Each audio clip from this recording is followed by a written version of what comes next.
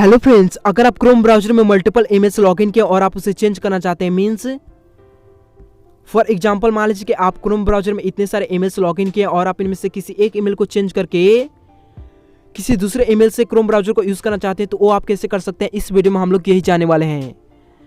तो आप इस वीडियो के एंड तक बने रहिए। तो चलिए इस वीडियो को शुरू करते हैं। तो फ्रेंड्स, इसके लिए यानी क्रोम ब्राउजर में ईमेल को चेंज करने के लिए सबसे पहले आपको अपने डिवाइस में क्रोम ब्राउजर को ओपन कर लेना है। तो चलिए मैं यहाँ ओपन कर लेता हूँ।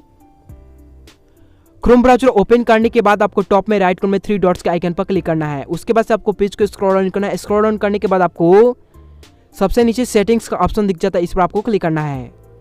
उसके बाद से आपको सेटिंग्स के ऑप्शन पर क्लिक करने के बाद आपको यू एंड गूगल के सबसे थोड़ा नीचे आपको ईमेल का ऑप्शन ईमेल दिखेगा, आपको उस पर क्लिक करना है।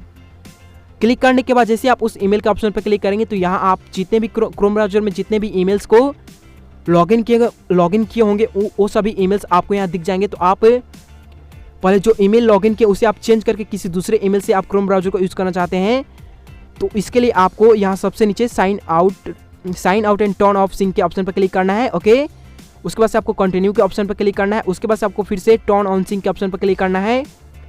उसके बाद से आप यहाँ जिस ईमेल को सिलेक्ट करना चाहते हैं, जिस ईमेल से आप क्रोम ब्राउजर को यूज़ करना चाहते हैं, उसे आपको सिलेक्ट कर लेना है। तो चलिए मैं इस ईमेल को सिलेक्ट कर लेता हूँ।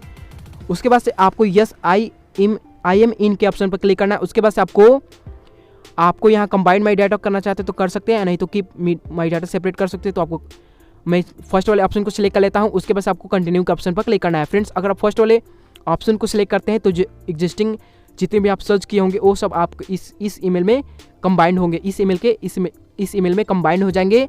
अगर इसमें करते हैं तो डिलीट हो जाएगा एग्जिस्टिंग डाटा। ओके, तो आप अपने अकॉर्डिंग कर ले। उसके बाद आपको कंटिन्यू के ऑप्शन पर क्लिक करना है।